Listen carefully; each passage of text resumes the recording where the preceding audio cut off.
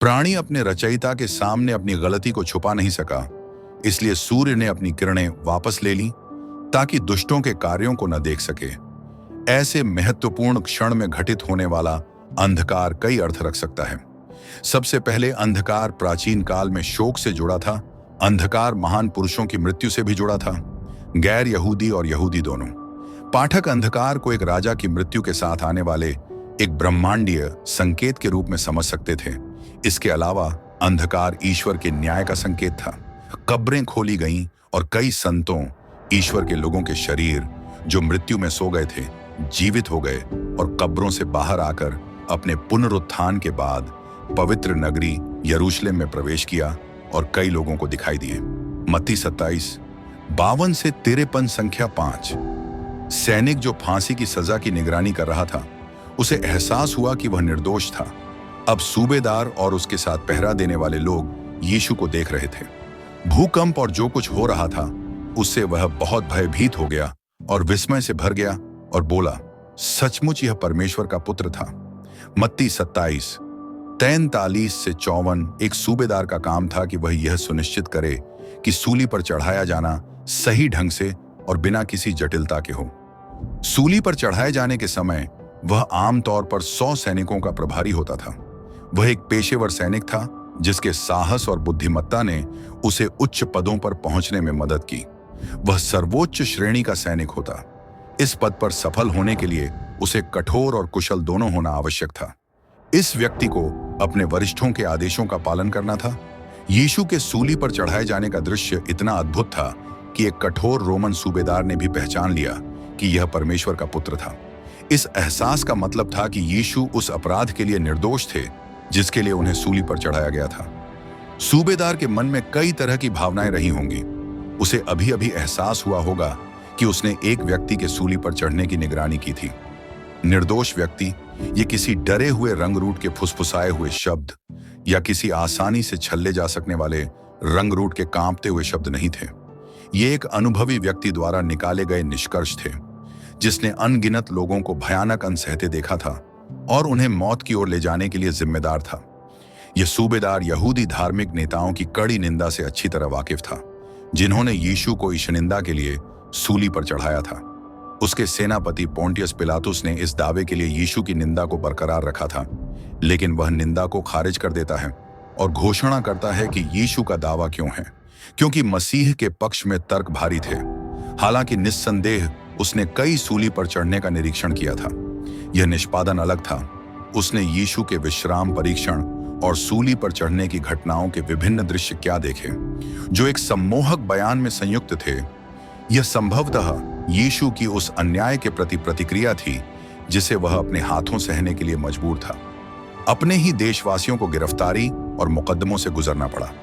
यह यीशु की उस यातना के प्रति प्रतिक्रिया हो सकती है जो उसने सूबेदार और उसके आदमियों के हाथों झेली थी। कोई सोच सकता है कि यीशु ने कितनी गरिमा के साथ जवाब दिया।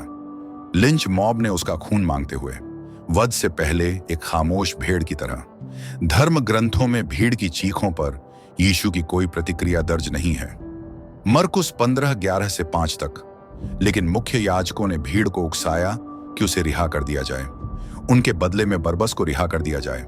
पिलातुस ने उत्तर दिया, फिर से, तो मैं उस व्यक्ति के साथ क्या करूं जिसे तुम यहूदियों का राजा कहते हो? उन्होंने चिल्लाकर कहा कि उसे सूली पर चढ़ा दो, लेकिन पायलट ने पूछा कि उसने क्या बुरा किया है। फिर भी वे और भी जोर से चिल्लाए कि उसे सूली पर चढ़ा दो। इसीलिए पिलातुस ने भीड़ को संतुष्ट करने के लिए बरबस को रिहा कर दिया और यीशु को कोड़े लगवाने के बाद उसे अपने सैनिकों को सौंप दिया। उसे सूली पर चढ़ा दिया गया। उसकी चिंता उनकी क्षमा के लिए थी, न कि यीशु की। उन लोगों के प्रति यीशु की दया से बचो जिन्होंने उसे अस्वीकार कर दिया था, उसे और उन सैनिकों को जिन्होंने उसे सूली पर चढ़ाया था, जिसमें यह सूबेदार भी शामिल था। उसका जवाब था, हे पिता, उन्हें क्षमा कर, क्योंकि वे नहीं जानते कि वे क्या कर रहे हैं। और उन्होंने उसके वस्त्र आपस में बांटने के लिए चिट्ठियां डाली और लोग खड़े होकर देखते रहे। लेकिन शासकों ने भी उसका मजाक उड़ाया और उसे यह कहते हुए मजाक उड़ाया कि उसने दूसरों को बचाया है, उसे खुद को बचाने दो। अगर वह मसीह है, मसीहा, परमेश्वर का अभिषिक्त, चुना हुआ।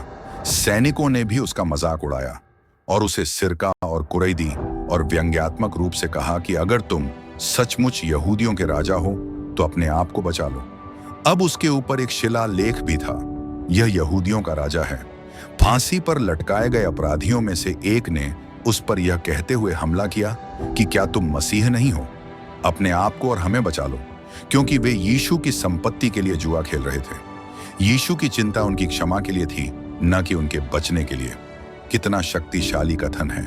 मत्ती अध्याय 27, 35 से 36। और जब उन्होंने उसे सूली पर चढ़ाया तो उन्होंने उसके वस्त्र आपस में बांट लिए और फिर वहीं बैठ गए और उस पर नजर रखने लगे, ताकि अगर उसे यकीन न हो कि उसने कुछ और देखा है तो उसे बचाने की कोई कोशिश न हो तो सृष्टि की प्रतिक्रिया के अलावा कुछ और भी देखा।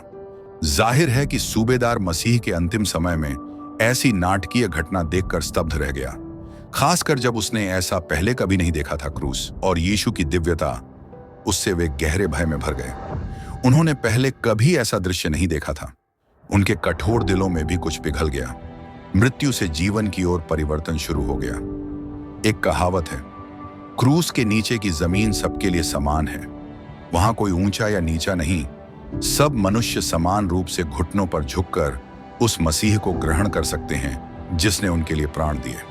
यीशु का प्रेम जो आज भी हृदय बदलता है। सेंटूरियन ने दिन की शुरुआत एक रोमी अधिकारी के रूप में की थी, पर दिन के अंत में उसने यीशु को परमेश्वर का पुत्र मान लिया। बाद की परंपराओं में कहा गया कि उसका नाम लॉन्गिनस था। वह बाद में यीशु का अनुयायी बना, सुसमाचार का प्रचार किया और शहीद हुआ। हालांकि यह प्रमाणित नहीं है, लेकिन यह दिखाता है कि सत्य मनुष्य के हृदय में टिकता है। क्रूस की शक्ति आज भी वही है। यीशु ने पहले ही हमारे उद्धार का कार्य पूरा कर दिया। उन्होंने हमारे लिए मरकर हमें नया जीवन दिया। उन्होंने पिता को प्रसन्न किया और हमें अपना पुरस्कार बनाया। क्रूस की यह कथा केवल इतिहास नहीं, यह परिवर्तन और प्रेम की सच्चाई है। यीशु का बलिदान आज भी उन सभी के हृदयों को छूता है जो उसे सच्चे मन से खोजते हैं। यदि यह संदेश तुम्हें मूल्यवान लगा हो तो इसे दूसरों तक पहुंचाओ, ताकि और दिलों में भी वह प्रकाश पहुंचे जो यीशु ने हमारे लिए लाया। ईश्वर तुम्हें आशीष दे।